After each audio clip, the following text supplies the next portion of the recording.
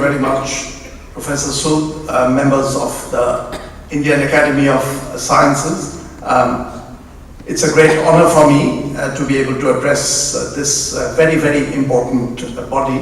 I should warn you at the start that I will be speaking on a topic that is neither my research nor my current responsibility in government. My responsibility is to do with fiscal and monetary macroeconomic matters, but on something on which I've taken an interest and given my own career in academics and in research. It's of course I've had a kind of association with higher education and economic development, the interface throughout. Once again, really this is for me a great honor to be here. Have always looked up to any form of intellectual pursuit, and within that the sciences, I have to say, I have always had a huge admiration for, and I think it's just so central to a country's performance, not just economic performance, but the general ethos of a country as to how the sciences do that, and it's a special pleasure to be here. I've actually said this before, I've actually even written about it, that when I was finishing school and trying to choose what subject I would go into, there was a tussle between my father and me. My father, the sort of standard middle class values, wanted me, and I was quite good at mathematics, so he wanted me to go into mathematics or physics. But this was 1969 when I went to college. Those were rebellious times, and I didn't want anything where I would go into a regular career. So my preference was to do nothing. And economics was chosen as a sort of compromise between the hard sciences and nothing. Economics was decided something I could tolerably pass muster from my father's point of view. And really it was a complete inadvertent drifting into economics as a discipline. I will talk a little bit about my research interests, but I will come to that in a short while. I will also, for the most part of my lecture, be really speaking about the role of higher education in economic development. That's what I do now. Every sort of possible policy you can think of to push for further economic development is what I'm preoccupied with, and I'm going to talk about that interface. But I have to tell you that my own view is that higher education and research must not always be evaluated from the very materialistic viewpoint of economic performance. I mean, there is something larger about a country's well-being, and higher education and research per se, and this I would say just across the disciplines, from physics, mathematics, oceanography, economics to pure literature and the arts. All these disciplines pursued at the front line contribute to a society in a huge way. And I'm in favor of really pushing for these, whether or not they promote economic development. I will argue that they do directly or indirectly, but these things do need to be pursued. In fact, you will often hear people stressing, people especially in government, how everything has to be, research has to be for the betterment of society, and application is all you're interested in. Yes, now that I'm in government, I mean, that's where I will put the government's money for, the applied research, but I also believe, having had my entire career in research and a lot of it abstract economic research, that really for the research community there ought to be space for research for which you can't immediately see any application. Research done as an end in itself, as an aesthetic pursuit, is important. So there must be room for people to do research which may be considered useless research but good quality research, and there's a lot of that. There ought to be room for that. Yes, we are not going to spend government money to prop that up, but there must not be hurdles put on that kind of research. And that, again, as an end in itself, society should pursue these disciplines and these areas which can be sufficiently abstruse that they have aesthetic appeal, like very good art, but they don't really contribute to economic development, but also because many of these pursuits which may appear completely from the point of view of economics useless may turn out to be useful 100 years later, 200 years later, at times 1,000 years later. In fact, some of the deepest research, the lag between doing that research and its effect on society can take very, very long. I mean, if we put a halt to Pythagoras pursuing his theorem on triangles on the ground that, look, this is just, he's having fun, sitting down with a right angle triangle, and we are first of all not 100% sure that it was Pythagoras who did that, but to the extent that we believe it was Pythagoras, if we did stop him and said that no, you have to do more useful things in life for which he may not have been too well cut out, then we would have lost out on something which could have handicapped us today in a major way.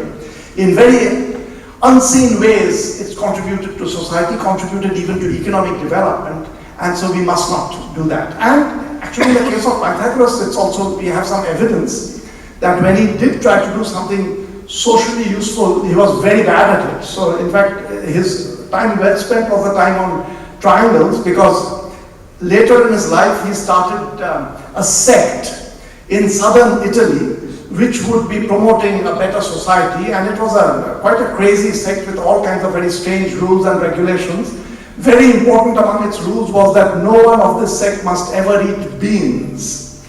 The sect contributed virtually nothing to society, and it came apart very soon, and Bertrand Russell somewhere says that it came apart because some members of the sect cheated and ate beans. So it violated the rules and it came apart. So he was not terribly useful when he tried to do useful stuff, but when he was not doing something useful, he ended up doing something which is a contribution to humankind across the times and across space. So I'm going to be very narrowly focused on useful stuff, but I wanted to stress this because it must not be closed the avenues for useless research. One more example from economics. I don't quite know whether you will call it useful or useless, but this India connects to this brand of research in a big way because it's very prominent in Amartya Sen's early research. For me, the excitement of the pure pursuit of ideas, I felt for the first time when I encountered what in economics is a very major theorem. It's not really doesn't belong to the mainstream of economics. Paul Samuelson used to call it mathematical politics. This is Kenneth Arrow's impossibility theorem. Some of you may know a little bit about it. Many of you may not know about it. It was done by an economist. It's a staggering finding based on just pure deduction, and my first exposure to this was in Amartya Sen's lectures. Arrow stumbled upon this theorem very early in his career. He may have been in his 20s when he stumbled upon this theorem.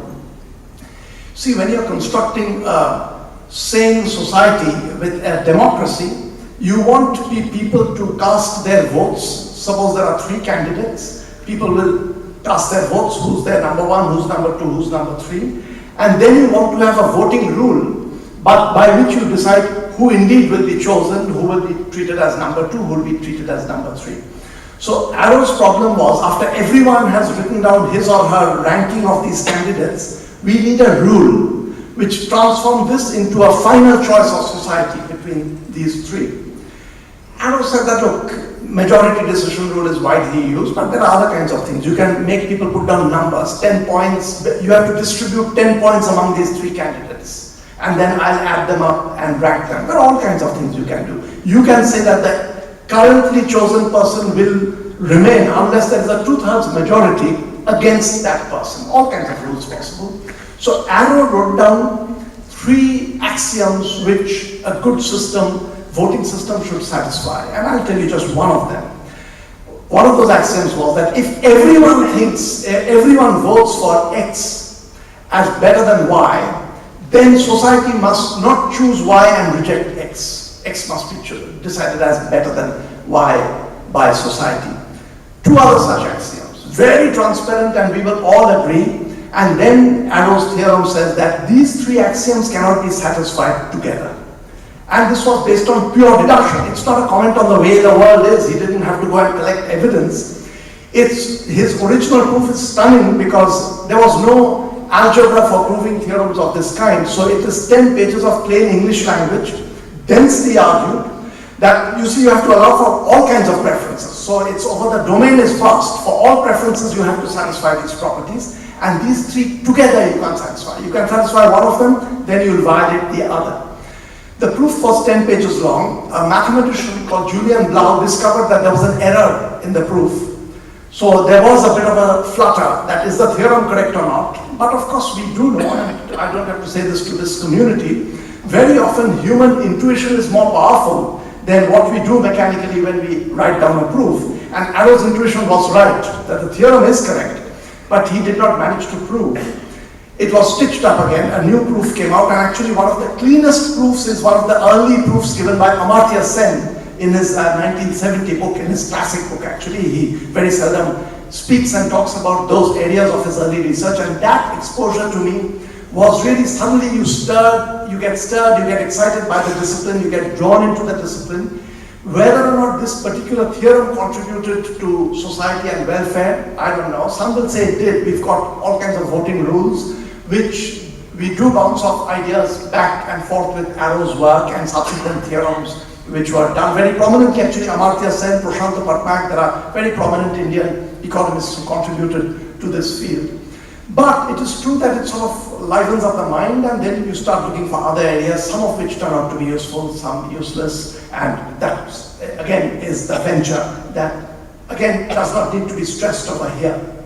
Let me plunge right away into the heart of the topic that I am addressing, the connection between education, specifically higher education. I'll talk a little bit about education in general, but higher education and economic development. Very broadly, we believe, I believe certainly, that the connection is huge, and you can get sort of piecemeal evidence of certain kinds. India has done very well. I'm not going to spend too much time on the economy in general, but if you have questions, I'll take it on, and this is something I work on every day, all the time. The Indian economy has been doing very well in terms of pure growth rate figures. From 1994, there is a clear step up in growth rate. Then from 2003, 4, certainly from 2005, another step up in growth rate. So it's done extremely well. What caused this? If you see the growth, really the first kickoff takes place in 1994. There was some upward movement actually even before that, but a bit of a jump in 1994. People will write about a variety of economic measures that were taken just before that, and I myself do believe that the economic reforms of 1991 to 1993, which we undertook only under pressure because India was on the verge of defaulting on its international loans, because the first Gulf War in 1991 caused our foreign exchange to vanish. The reason was very peculiar. Those days, the main source of foreign exchange was not exports or software, it was remittance, which is India lived on very small foreign exchange balance those days. $5 billion means you're comfortable. Now we've just crossed $300 billion. We crossed it once earlier, but we are hovering around $300 billion. But those days, $5 billion. And we used to stay with that from 1977. I know India's foreign exchange balance in 1977 was $5 billion. In 1990, it was $5 billion. But that suddenly began drying up during the Gulf War, because Indian workers, who are the main remitters from the Middle East, stopped sending money. India was on the verge of default.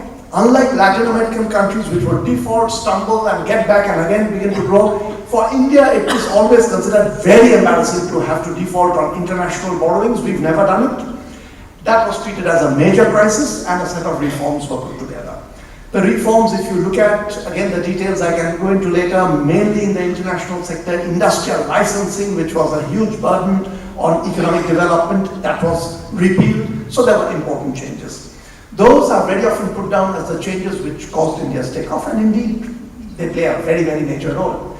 But there was another cause, which I think is a much prior cause, which allowed us our software, computer science, which really was in the sort of forefront of this takeoff, that took off for another reason, I believe. It's very difficult to provide hard evidence. India had overproduced on engineers. We gave a lot of stress on engineering right from the late 1950s, certainly in the 1960s, the IITs coming up, and other small institutes, not as many as we have now, churning out engineers. And I remember in the 60s, as I was talking about, going to college, there were friends from Calcutta large number of engineers completely unemployed and nothing to do. So there was this catchment, which once the opportunities arose with Silicon Valley taking off in the US, having a demand, India was positioned to take advantage of this. The English language, whether one likes it or not, it has been with us. It was a relatively dormant thing, not of much terrible use, but then again, once the takeoff and opportunities arose, because we had these things in place, that India could suddenly take advantage of the global opportunities that came in.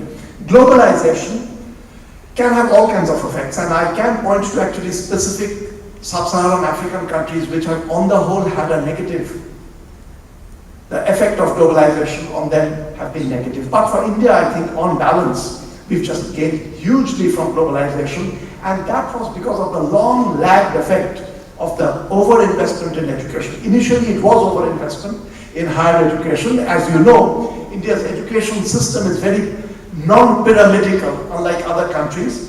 In other countries, there would be a lot of literate population and then it tapers off. India historically used to be, and still, literacy is shockingly low. Today even more shocking, though literacy has increased. But for a country growing so well, 65% or 68%, we will know the latest figure once the census numbers come in, maybe we've crossed 70%.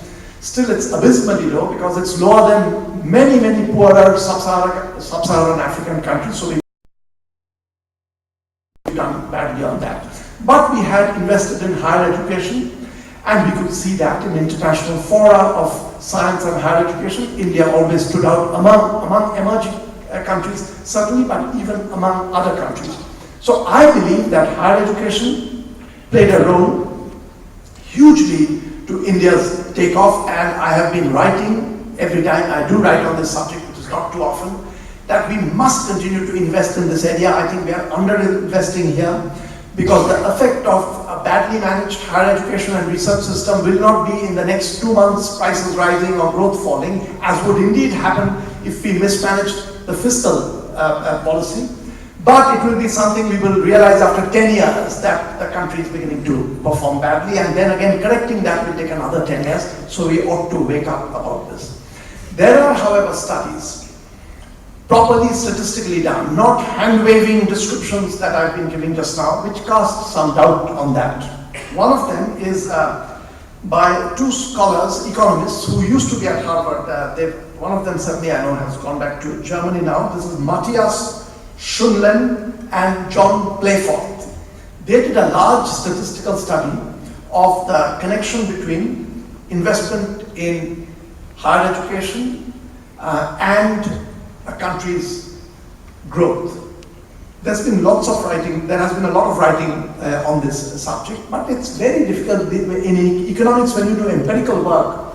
You're comparing one country vis-a-vis another country where there may be 1,000 other things different. So when you are just changing the level of education and looking at the effect on growth, you can always point to another whole set of variables which cause this to be different. Now, of course, statistically, these people, I don't do this kind of research, but people who do, it will be a regression analysis with lots of variables being held constant, but they thought they had found a better way of doing it. In India, they had very good interstate data.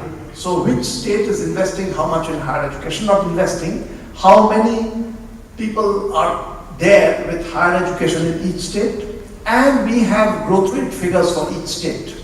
So they collected data from 1961 all the way up to the mid-1990s, and they did this fairly sophisticated. There will always be questions on a statistical study of this kind, and they come out with the finding. The first finding was that no, there isn't a relationship. A state may have more people with higher education, total amount of human capital may be more, but it does not show up as faster economic development or growth. What could be the cause? They speculate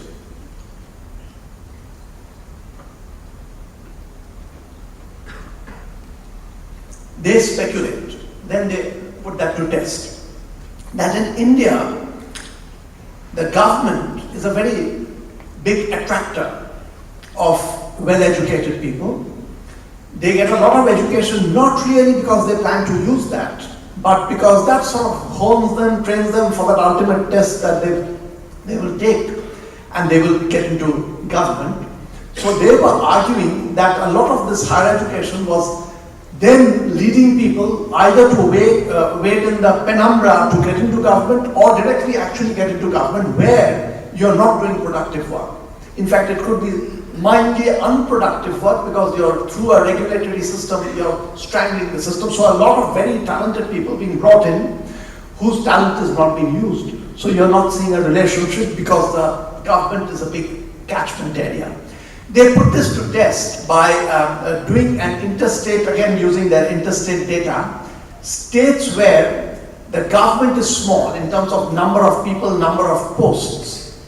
They find that in those states there is a stronger relationship between education. As education goes up, the state's growth rate goes up, and they treat that as evidence of their hypothesis that the states in which the government is not a big catchment area, if the number of educated people go up, they are out there doing more productive work, and it indeed does show up as for faster growth rate for the state. But at an all India level, the connection is very weak indeed. Now, this also fits in, whether or not this is true, it fits in with what I was telling you earlier, that this catchment of educated people, whether they are unemployed or they are sitting in the bureaucracy, not doing anything which is directly productive, this catchment turned out to be very useful when the global economy took off, and through a couple of early moves, which could be almost historical flukes, India's connection with this global economy happened to be high. We had a ready-made team of people who could go into these careers. I know this from my years in the Delhi School of Economics, and this I would say with a certain amount of confidence. I taught there till 1994. You could see the pattern of where students would want to go with their jobs. The absolute best would want to do a PhD and go into academics and research. We took in every year, Delhi School those days used to take in about 150 students each year for the master's program. The top 10, even top 20 would try for this, to get into a PhD program. If they get a good one, they'd take it. In fact, each year about 10 to 15 would typically go in for a PhD, and that would be from the top brass. The next lot would all be taking the civil service exams of various kinds, and then you go into other kinds of jobs. You take up a teaching job in a college or something, but after you've tried the civil service, the big area that you tried to get into was the civil service. Now, I'm told, but actually I've also seen the numbers in the Delhi School of Economics, it's actually completely changed. One or two may want to come into a PhD. It's really down to that. The rest are all first trying for corporate jobs. Delhi School is at times placing students now better than some of the management schools, not the absolutely best ones, but some of the management schools, because the students are very well trained at the Delhi School of Economics, but they all try for that, which I think is a great pity. But it again goes back to the same thing, that once the demand picked up in the private sector, and this is whether you like it or not, it is productive work. The firms, ordinary private firms, will not pay you unless you're creating something which they can then sell and make money on. So this became the catchment area. So it fits in with the Shunlan Playforth theory, which they were not going into. Why India took off later on so very well, that there was this ready catchment, which may have been unproductive once, but they were waiting, and India had the higher education system in place that could feed into this guzzling international demand which took place. On this, I have some numbers, not terribly up to date. I used to follow the H-1B visas into the United States. That's the professional visa being given to professors, engineers, computer scientists. Of all the H-1B visas that the US would give out, and this I could, some 7-8 years back when I used to follow, about half would go to Indians. Of that half, about half would be computer scientists, but about half would go to Indians. In fact, the second largest group would be the Chinese, getting about 9 to 10% of the H-1B visas. So India was the big catchment pool from which the US was drawing on this resource, and there was the back and forth play. McKinsey did a study where they show that as the number of people going to Silicon Valley would go up, India's exports would go up, and that I can see, because even sitting at Cornell University, when you talk about there's something that has to be bought from abroad, it's too expensive in the US, the connections are extremely important. Someone says, look, I know someone in Bangalore who can provide this, and if it's not a big enough thing, you don't give tender calls, try to go for the cheap. That's much cheaper than the US, and it works. So once these individuals were going there, that was also beginning to boost our exports. So there is indeed this long-run connection, despite the claim by Schunlen and Playfault, and in fact what I'm saying fits into their work. Let me, just one matter on, I want to focus primarily on higher education, though time permitting, I also want to speak on child labor and children's education. It's an area where actually I've worked as an economist quite a bit. But before that, just one remark. Even on even on basic education and literacy, one thing which we must not ignore, we tend to do that, is the externalities. Advantages, externality is advantage or disadvantage of something that you do or your attribute on other people. The externalities of education we tend to discount.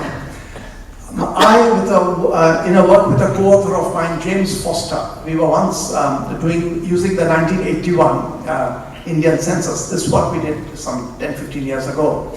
We were looking at India's literacy rate. That time India's literacy rate was 50% roughly. Maybe I'm getting it wrong by 1 or 2 percentage points. It was 50% of India adults were literate.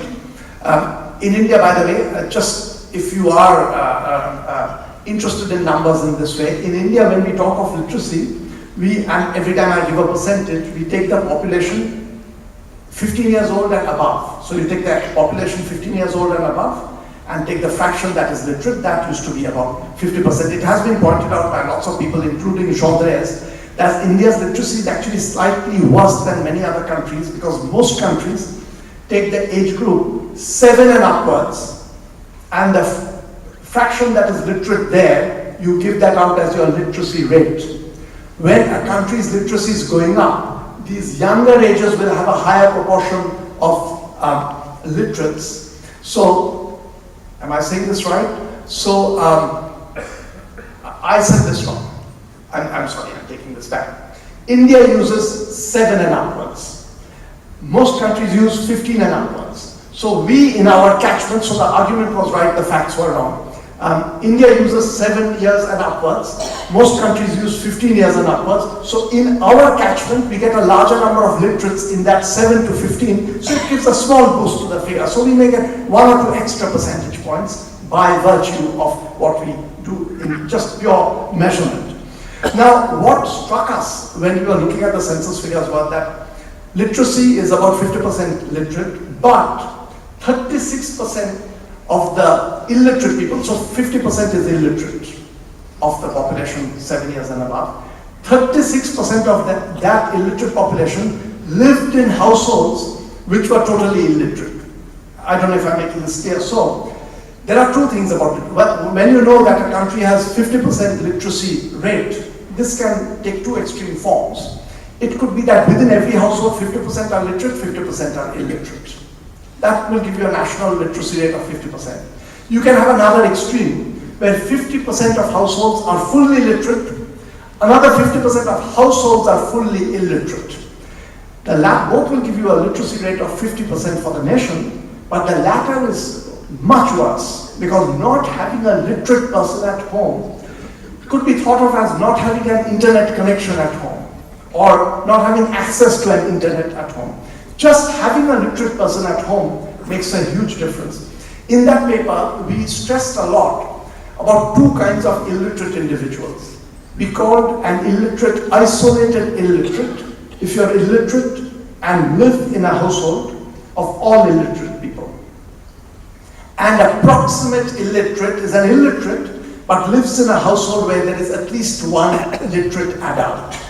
There have subsequently been a lot of studies done on this, that the well-being of a person is vastly greater if you are a proximate illiterate. So between being a fully literate yourself and an isolated illiterate, approximate illiterate actually is quite close to a literate person. You begin to get a lot of the advantages. A doctor comes, quickly explains what has to be done to you. If there is a literate person at home, it makes a huge difference compared to if there isn't one. So your literacy status in itself is not, in fact, as big a determinant as having a literate member makes a huge difference. So the distribution of literacy is important, and in India, not only is there's this pyramidical problem that I was referring to earlier, that lots of people are illiterate at the base, but we, of course, we provide very good higher education in India, but the illiteracy is also very poorly distributed, and that makes a very big difference. I just wanted to draw attention to this.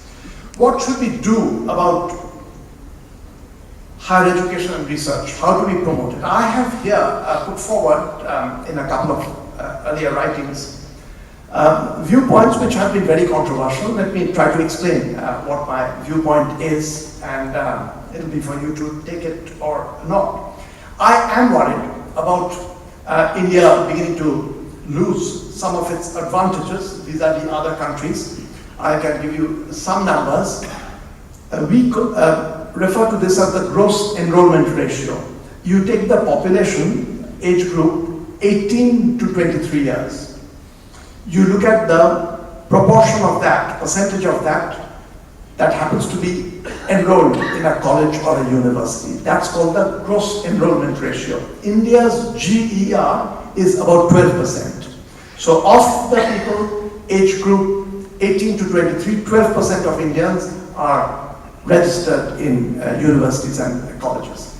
If you go back, the past figures I'm giving are not exact figures. If you go back some 10 years, back or 15 years, certainly India's would have been some 8% or so. 15 years if you go back, India's would have been 8% or so, China's would have been 7%. China was trailing behind us in GER. China has now crossed 20%. India is at 12%, we've inched forward. US has the current GR figures, I'm giving you exact GR figures. United States has a gross enrollment ratio of 81. UK has a gross enrollment ratio of 54. Malaysia has 27. Malaysia was also, if you go 20 years, certainly Malaysia was behind India. They were investing a lot in literacy, but not in higher education. India was doing that, but they have now gone past. So we are somehow beginning to trail in higher education in a big way. And I just feel we have to get back and tone up our institutes, our universities, which is really in the end, we have now, if you take the regular universities and deemed universities, India has 466 universities and deemed universities. 130 of those are deemed universities. This figure is from the end of 2009. There must be a few more, so 466 universities and deemed universities. But the university system is not functioning well enough. Here, the message that I give sounds, in some ways, the first sight, these will sound obnoxious, but I don't think really there is a way out of this. Number one is, you cannot run with the state taking the bulk of the responsibility of running by the state, I don't mean states, but I mean government, whether it be the center or the states. Running this university system, if you try to run 466 universities all on par, you may succeed in keeping them all on par, but they will be at a very low level. No country has the resource, no government has the resource to run a university system as big as this through state support if you want them on par. What do you do? To me, it seems that there are two things which follow from this. Three things. First of all, government should spend more. India spends 0.7% of its gross domestic product on higher education. United States spends 2.5% of its gross domestic product on higher education. China is close to the United States. So we spend less. We should spend certainly more on our higher education. But that's not enough. What you have to allow for are centers of excellence, where you discriminate between the mass of universities and some that you choose as universities of excellence by putting in more money into these universities. There is no choice. This is not the world that, if I was creating the world, this is not the world that I would like to create. But if the world is what it is, I feel we have to go this route. Number two, you have to also allow for more private money to come into the university system. And let me explain both these. People will very often tell you that they'll go around, they'll do a survey of professors and researchers about how important is money to you for coming into academics. And they discover that most people will say it's not very important. I have an obsessive interest in it, that's why I've come into this. But that is a classic mistake of statistical bias. If you go around today surveying those who have chosen to come into academics and research in the present system, they are really not the people who are oriented in a way where the money would have made a very big difference. But you are not, in this survey, you are not capturing the people who, for instance, I know from Delhi School of Economics, earlier there would be the top 20 would want to go into academics, now they are not. Maybe one of that is coming in. They are being attracted by the very early, very high salary which they are getting very early in their career. A lot of them are making mistakes. They'll be miserable 10 years down the road in these very, very boring jobs. But it's very financially attractive and they get into that, and I don't want to really discount the importance of this sector. The private sector, the corporate sector is extremely important. But you don't want a large mass of students to be drawn into that. You do want the top brass. Absolutely the best people should come into frontline research and academics. After that, you want them to go into brilliant people, but living on the top brass, because this is where the demands on the human mind happens to be the greatest. You want them to be attracted. For that, you have to allow for different channels of mobility rising in their career and all to attract a crop of students into this. Now, is this an ideal now? I don't think it is. But once the world goes that way, and it's happening in two ways, it was the United States that bucked this system. It would do this individual one-on-one with professors, which may not be ideal, but to do it at least with centers, that this is a center of excellence and I put in special money into this, I don't think you have a choice. Once the United States started doing that, Britain gave in, because Britain was losing people to the US, and now China has given into this, creating special centers of excellence into which it's pounding in a lot of resources into that, and living with this. Given that that's the way the world has gone, and also the corporate sector earlier used to have a cap on salaries, India has taken that cap off, so those salaries are going through the roof. You have to allow for greater room over here. Number two, the private sector. Why?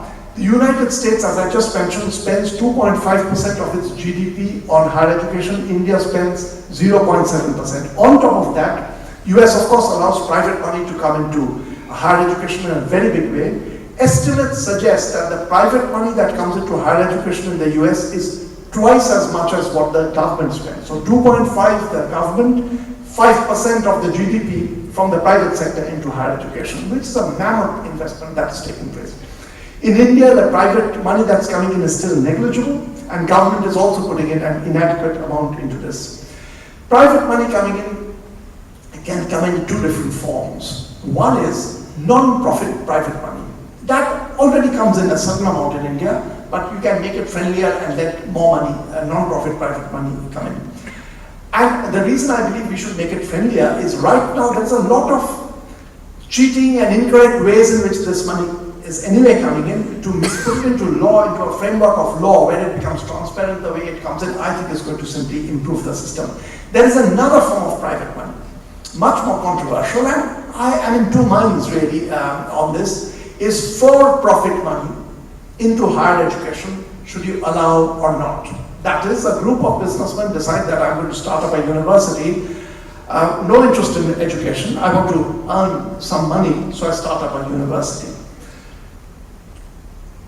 The US has a couple of those. In fact, America's biggest university is a for-profit university, University of Phoenix, which immediately tells you that you're not going to get the absolutely top flight university will not be for-profit because its orientation is totally different. Should you allow or not? I'm very clear that you must have a very clear set of rules that no student must be cheated through false advertisements or through fees which are raised midway through. A lot of these private places, because they, anyway in India currently most of them function in the sort of shadow of the law. It's not very clear how legal they are. One of the regular forms of cheating is midway through the course you slap a special charge. When a student comes back out, you've spent already a year and a half doing your studies, you've just got another year and a half left, and you're suddenly being slapped with a special charge which you have to pay. These kinds of cheating, of course we have to put a complete stop to it. It has to be completely transparent. With that, do you allow private money to come in? There are European places which are toying with that. The United States has done it. On balance, my feeling is we should allow for that money to come in with very clear rules and regulations which will direct this. This money will not create your best universities. Someone actually wrote to me after I wrote about this, saying that you are saying that on balance you would allow for-profit money to come into education, but you're being a hypocrite. Would you allow your son to go to such a university? To which I never wrote back. My real response was, no, I would not allow my son to go to that university. But if I closed down every university to which I would not allow my son to go to, there would be very few universities left. And certainly I don't want to do that. So my feeling on balance is you allow this, you regulate this very well, but they will not be your best universities. They will take away a lot of the commercially valued disciplines, which may not be the deepest disciplines, will be taken away by these. Then the government, with its more precious money, can come into the more, in some ways, more fundamental disciplines where the state is the only actor that will be willing to spend money. We should spend that 0.7% of GDP, and we should in fact treble it up and spend that on these areas, leaving out another bunch of areas for where the private money can go in. This to me will simply expand the system of education in the country, all to our advantage. One more suggestion I had, and I'm just playing for time, so let me see. Yes, let me talk about this, and then depending on time, I may or may not touch on the problem of child labor and children's education. India as a hub of global education, should we go for that? And here I feel very strongly that we should go for that. What do I mean is that we should have a set of rules and regulations. More important than allowing foreign universities to come in is to give the room and space to Indian universities and institutes of higher education. And it's not just legal space, you also have to think of some money on infrastructure spending to make it easier for foreign students to come into India to get their education. Malaysia and China are both doing this. Malaysia is just growing, singeing growth in the sector of foreign students coming into India. Again, when I first time wrote about this, someone said that, look, I mean, we are not being able to educate our own students. Do you want to spend time and effort educating foreign students? To which, first of all, my response is, in education, I prefer, first of all, not to think in very narrow nationalistic terms. If you provide education to students coming from Africa, finding education here, there is some value to that. But that was not the point I was making. I was not suggesting opening up our higher education system to foreign students out of benevolence to foreign students, but actually to get more resources into India, which could then be used to improve our gross enrollment ratio and creating more space for our students. And here is very simple calculation. If you take a regular American private university, a student, tuition fees are now close to $40,000 per annum. On top of that, accommodation and food, etc., a student will be spending much more. If in India you open the gates to foreign students and charge high fees but nowhere near what is being charged in the United States, Indian university can run on a completely make profit. I'm not saying profit as a for-profit university, but just make more money for Indian institutes which can be used for all kinds of purposes, charge a high fee. An American student, let's do the calculation, would be saving, my calculation is, over a 4-year undergraduate education, can save $100,000 by coming to an Indian university where the student will be charged, say, $10,000 per annum tuition fees, so 1/4 what this person would be charged in the US. This will still churn up a profit over here. $100,000 savings for a lot of middle-class Americans is a huge savings. If you can run this well, you will get students not only from Africa and Asian countries, but you will get students coming in from United States, some European countries, from around the world. This is going to get us a lot of money coming into this, because this is running on a commercially viable venture. It's first of all going to be a form of soft power for India, because it builds up connections with the world, people who come and get education over here. It also pours money into the higher education system in India, which can then be used to expand the catchment into which we can join our own students so that they find education here. The enrollment ratio goes up. A change like this, the big stumbling blocks are, first of all, yes, you need some regulatory change to have centers where you will get these people in, but more than regulatory changes are small bureaucratic changes, which we don't even think of when we talk of larger policies. But in India, some of the best plans can be foiled by not getting these changes in place. I'll give you one simple thing. Student coming to India for 4 years undergraduate education. Yes, you have to provide a reasonable hostel accommodation, etc. One important thing you'll have to provide is a 4-year visa guarantee. You can't have this, no one will come to study if after 1 year there is a risk that you'll be told that no, for some reason India's changed its visa regulations, you can't be given a visa for the next year. So you will have to change your visa rules that students who come to study will get a 4-year visa or 2-year visa depending on whether they are coming for the masters or these kinds of little regulatory changes are tiny bureaucratic changes. These are not even changes which have to be taken to Parliament. Yes, for the law, if we want to change, we have to take it to the Parliament, but these are little regulations and rules that need to be changed. They may appear minor, but they are actually very large and make a very big difference to having a program like this succeed or not succeed. But again, given India's initial advantage, we have a standing even today in the world of higher education and research, which I feel is very, very high, and China is probably in purely statistical terms overtaking us, but most global reputations have a bit of a time lag. So India has a higher reputation even now than China has or any emerging economy has.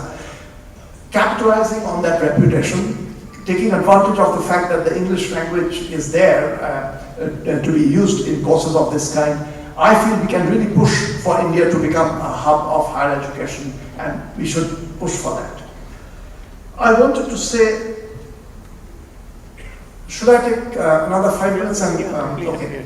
I'm going to cut off rather abruptly to go into another topic, which is actually one of my research areas. And I was planning to spend a bit more time on that, but I'll just give you a 5-minute quick glimpse of this. This is to do with economic theory a little bit. You see, I wanted to stress, first of all, what I was saying in the beginning, that ideas which are abstract and at one level seem like fun in themselves but not very useful, can suddenly turn out to be very useful. I wanted to stress that.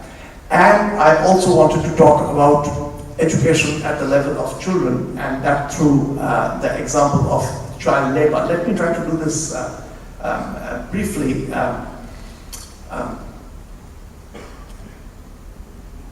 Ultimately, if when we are giving thrust to higher education, we will run short of a supply of people for higher education unless we do better in terms of literacy and education for schools, where we are not doing well at all. If you look at child labor, it's coming down, but still pretty high. The last figures are 3-4 years ago I've seen in India it will be classified as about 10%, 11% of India's children work. This is from the age group. Usually when we look at child labor, we again take the age group from 11 to 15. That is below 11, very few do work, but 11 to 15, you look at the proportion working and you'll get a figure of about 10%, 11% working. Here, this illustrates also the point where at first sight certain policies may not gel with our intuition. Like I was talking about allowing for differences in educational institutes and pumping money and resources and energy into some and letting others run more or less on a flat level does not sound right.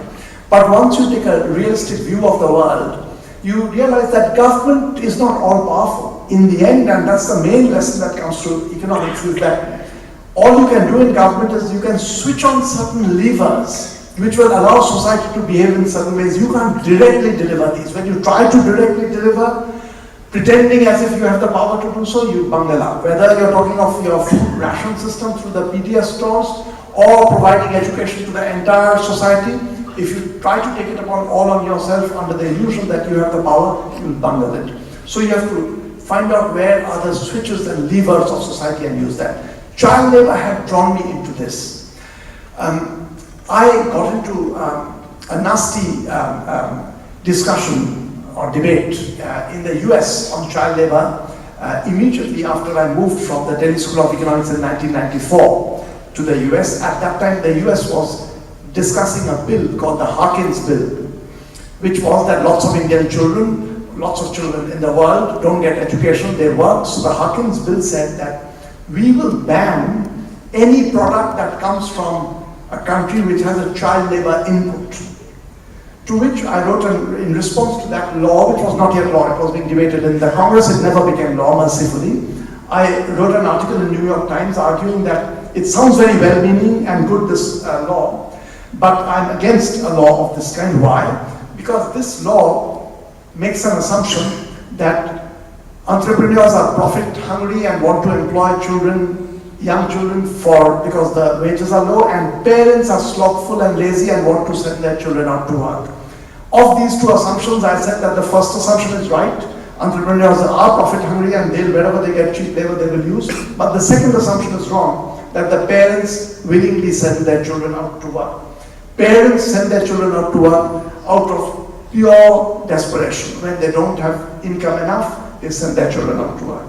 Under those circumstances, if you suddenly bring in a law saying that you will not allow these products to come in, what you could well cause is these children to live in even greater misery than what they are doing right now. So child labor is dreadful. You want to get rid of child labor, but you have to intelligently work through the system to do it. And it's not as if the United States, just by saying that we will not take in these kinds of products, that you are going to help the situation. You may cut down on child labor, but you will probably cause increase in child malnutrition and child starvation, and you don't want to do this. The reason actually New York Times took this article was I discovered while doing a bit of archival work that in the early versions of this bill, there was also a reference to the interests of the American workers, which had been removed by 1994. So the bill that was with the Congress had no reference to American worker interest. It was purely for the children of third world countries, but there was an earlier reference which had been removed. You don't know whether it was the reason for that, but the fact that it was there just did also point to some protectionism being behind that bill. I came to believe subsequently that on child labor, either you take action across the board in the country or not in piecemeal the export sector or an individual saying, I will boycott this, these things don't work. Why? And this is where we talk in terms of equilibrium in economics. There are certain systems with multiple equilibria. You can be caught in an equilibrium where all the children are working, so there's a lot of labor supply. Wages are low, both for adults and for children. But the parents, if their wages were not that low, would not have sent the children out to work. Now see what would happen if you brought in a law which says that no child in India will work. If this law is enforced, all the children are pulled out. There's a shortage of labor. The parents will be able to bargain better, the adult wage rises. It is possible that adult wages rise, that this won't happen with just one sector or one person saying, I won't employ children. If all children are taken out of the market, shortage of labor, adult wage rises. It is entirely possible that if the adult wage was that high to start with, the parents would not have sent the children out to work. So what has happened with the law is you've deflected the economy into an equilibrium where adult wage is higher, and so parents don't even now want to send their children to work. So if you remove the law, the economy is not going to fall back there. What the law has done is deflected almost like a switch. The economy was caught in one equilibrium, it pushes the economy to another equilibrium. You can actually remove the law. It's not going to cause the economy to revert back because there was another equilibrium. You've just nudged the economy into that equilibrium. All I wanted to say with this, first of all, that we have to think in terms of the levers of society. Everything can't be done by government, and whether it be higher education, whether it be primary education, you have to think of that. And I wanted to spend a little bit more time on the linkages between primary education, child labor, and higher education, but that I will leave for another occasion. Thank you very much.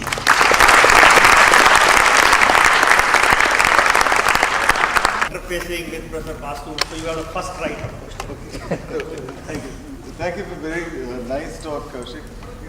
You very briefly alluded to the foreign universities. You mentioned in passing about the foreign universities coming into India. Now, there has been a lot of talk about that. And it's also in the background of the sudden spurt in the large number of institutions that have been announced by the government, and many of them have actually been set up, including the various IITs, institutes of research and education and so on. In this context, what is your opinion about allowing major foreign universities to set up offshore branches, the Harvard and so on type? Yeah, I'm in favor of it, but with a qualifier. For me, that's not an end in itself. I feel the real importance, what I would have liked to have done first, is give autonomy and space for Indian universities. And since I've been associated with Delhi School of Economics for so many years, I know that if we were given really that kind of space to do it, we could have set up a Delhi School of Economics which would be pretty much in absolutely top international standards. So I would first go for that. But in the end, I would have welcomed foreign universities coming in and working with them, because at times the sheer labeling matters and you will get that label easily. This way of going, first giving the space to foreign universities, I'll still go along with this for the following strategic reasons. That my ultimate aim is really the domestic institutes and universities to flourish. But if we do open the room for foreign universities to come in, one of two things will happen. Either they will not come in after you open the door, which happened to us with foreign direct investment. I remember early days when there was this lot of debate, should we allow foreign direct investment or not? And then embarrassingly, when we opened the door, there was no one waiting on that side to come in. That could happen, which will then open our eyes to what is systemically what needs to be changed. Or else foreign universities will begin to come in. They will begin to outcompete some of our universities because their hands are tied at the back for our universities. It's the wrong way to go about, but that pressure will create a change in the domestic setting, which is ultimately going to be win-win for all. So I would have ideally have done it sequenced the other way around, but given the politics of these things, maybe allowing for this is going to achieve what I would ultimately want to achieve, which is our universities and institutes flourishing on their own, which I think is potentially very, very much within the realm of what is possible. Last,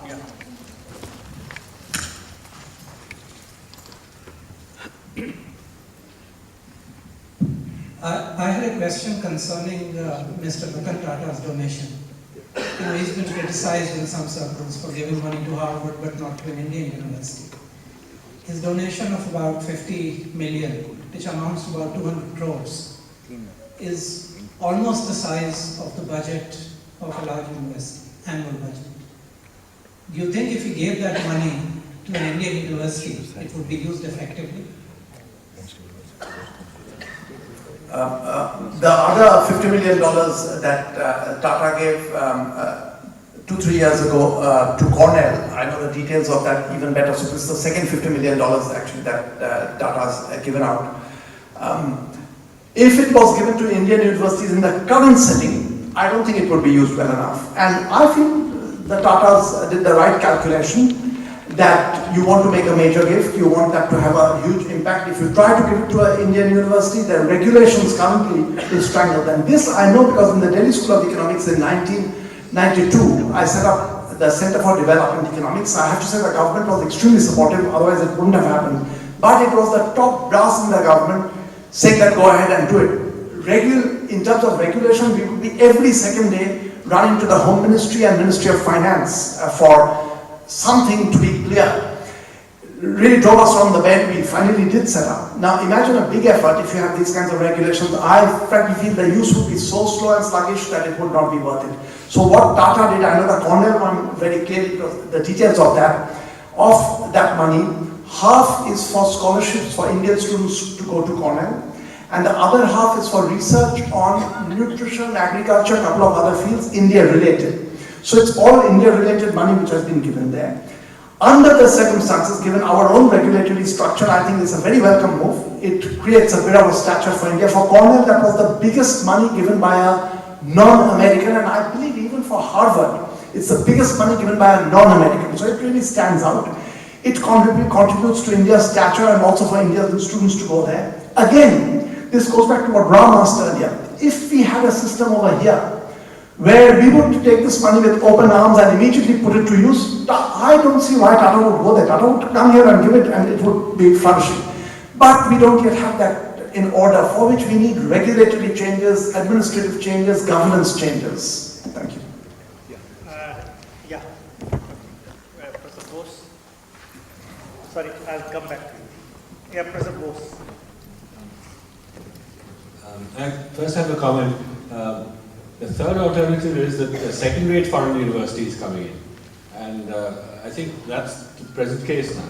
We don't see Harvard or Yale or Cambridge, Oxford making a beeline to the shores. It's the second-rate universities. I'd like your comment on that. And my question was, I'd like to hear your comments about what can be done about primary education. RT, right? Primary education.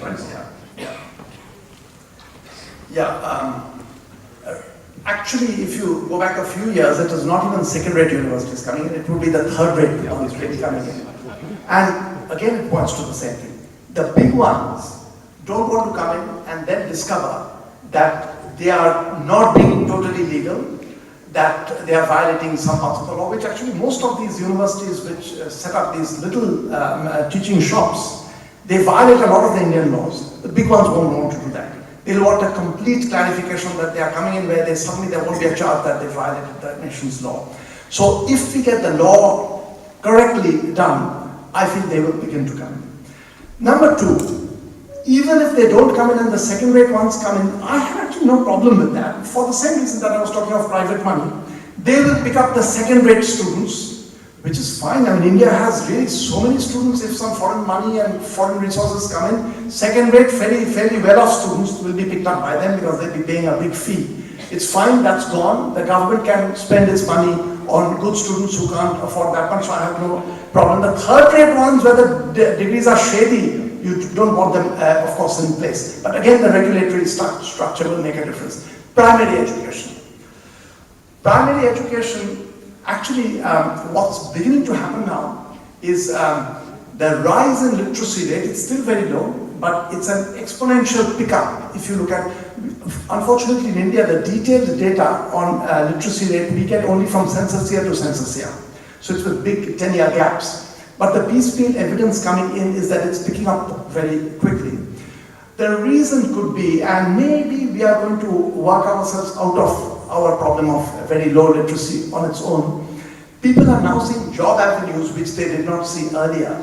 So it's now worthwhile for them to pick up whatever meager resources they have, just go in, get their children educated, because unlike in earlier times when after you get education you don't find work to be done, now you are going to find work to be done, so you're going there.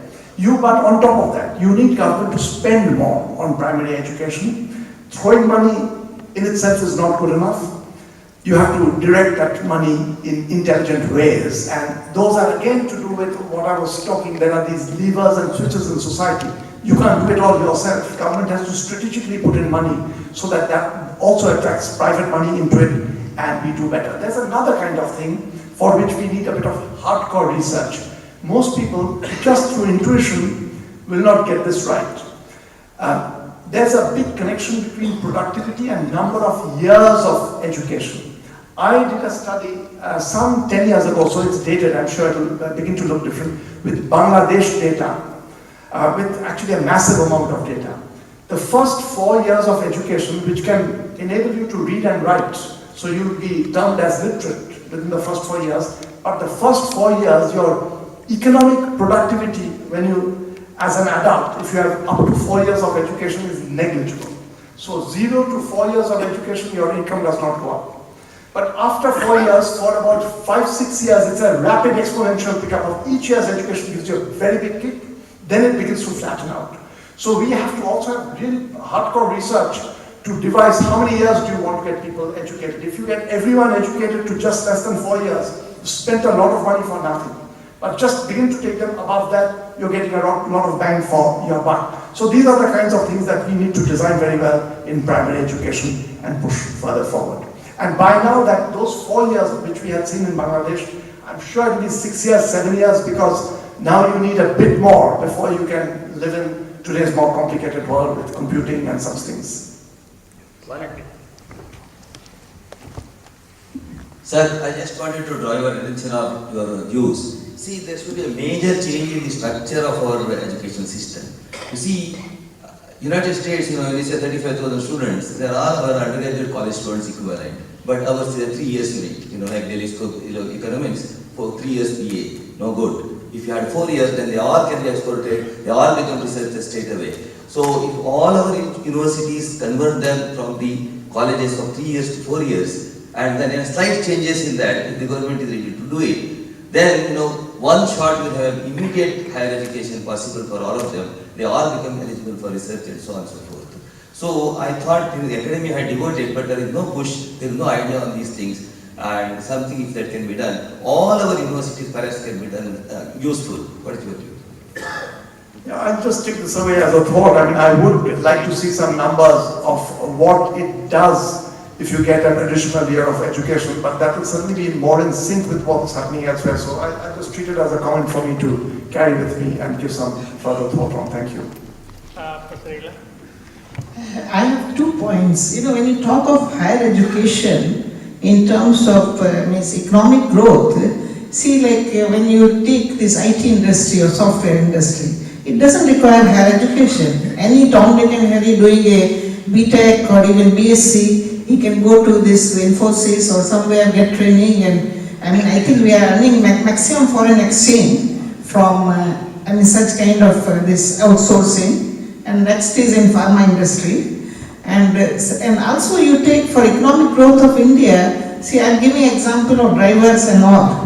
If you ask them why not you study, you do high school, they don't understand because they can earn money more by driving. So like if we give them training for vocational training, see like garage, electricians and all. So also, and especially in Middle East countries and all, the Indians are going. As a driver they are going, even as a gardener they are going, and they are... Okay. And second point is you did highlight women education. See, there is a Japanese saying, if you educate a woman, you educate a full family. So I feel a woman education is very important. Yeah, the latter is actually without dispute. There are lots of formal studies which show that, in fact, what I was referring to earlier, getting one person educated has beneficial effects on everyone in the household. But over and above that, there are studies which show if that one person is a woman, the effect is actually distinctly better on the rest of the household than if it is a man. So it goes without saying that there ought to be much more emphasis on that. And there's lots of statistics to show that on gender balance, we are doing badly vis-a-vis not just industrialized countries, but with a whole lot of countries. On vocational education, I agree. We need to do more. But who does it is the question. Everything can't again be put on the government's shoulders, that you train your drivers, you teach people to do all kinds of very basic jobs. You need to create incentives for the private sector so that they themselves will train these people and use them. And I have been one sector that I've been looking at is the textile sector, where they do complain about the quality of the skill level of the people that they are training, that it's not enough. But in the end, this has to be again working through these sectors, giving them the right kinds of incentives so that they provide the kind of vocational training that these people, they have to provide with. Private sector is always, of course, worried about this, that you provide someone with good vocational training, you spend money, then that person gets bid away by someone else. There are techniques of cutting out that bidding away process by having salaries which go on a steep incline where the salary picks up later. But we have to again work through the system, because if you take it all on the government to do it, we will just fail across the board. I think we'll have the last question. I'll have just 2 small comments. Firstly, you mentioned about the child labor, spoke about removing it by increasing the wages of the adults. Now there are kids and significant number who have no adults associated. How would you deal with that, number one? The other extreme question I have is, there is a fellowship like Humboldt Foundation fellowships, which has been used by Germany effectively to create its ambassador and harness its own technological growth. Can't India do this leapfrog by being a destination for inviting African minds, right African minds to India, having them for a couple of years, using them for our own human resource development, augmenting our faculties, which we don't have right now. Is there any thought? Yeah. And one more last question. Is there a kind of projection that how many engineers, doctors, and entrepreneurs will need in 20 years' time or 10 years' time? Does country have a plan of what would be the requirement country needs and what kind of resource generation we should do? On the last one, no, and I don't believe in really doing these projections and trying to, we did that once in the 50s and 60s. It was a total miscalculation. We produced many more engineers than was being needed. Then in retrospect, for completely unexpected reasons, they turned out to be fine. So it's just so difficult to guess that I better not get government into this job of projecting what is needed 20 years down the road, because no one can tell, and then creating that and then living with that. These things will gradually unfold as the need arises. At times we will be slightly out of gear with what is needed, there'll be a shortage, but then we will make up. But create the space by having the institutes that can contribute when the need arises. Your thing about African students and the best from various places, you have to also contend with one problem. India is not yet the most attractive destination, so you will not be able to attract a very large number of people who will come here in order to stay on. You see, one of the reasons why African students go to the US very quickly to do 2-3 years of work is because they want to stay on there after that. That's the reason why I feel India will have greater success in attracting people from the United States who have the right to go back anyway. So they are not coming here to work here. They are coming here to get cheap, good quality education because they have the right to go back. For African students who are very good and get comparable offers from Europe or United States and India, I don't think they'll come here because they are not coming, even if the education here or whatever they are doing is as good. Their target is to stay on in the country and work, and that is, India is not yet a target destination. Your question on orphans or children without parents or guardians and child labor, absolutely right. Adult wage going up is going to do nothing to them, but it's that if you do nothing else but ban child labor, then it's going to be dreadful for these children because they don't get the benefit of adult wage going up. So if you just ban, these children are going to be the worst hit because they don't live in a family where someone else's income goes up. They are just out of work. So when you go into a legislative move of this kind, saying ban child labor or ban child labor from the export sector, the orphan problem actually just compounds it further, that they will be worse off. So you better not go in just with that plan. You have to have some direct interventions for these children. So this is the kind of area where I would want the government to go in with a direct intervention, provide them with education, provide them with basic resources so that they can find that education. But I'm glad you drew attention to that because indeed it changes the logic of how you intervene once you consider the segment of population that is without a parent.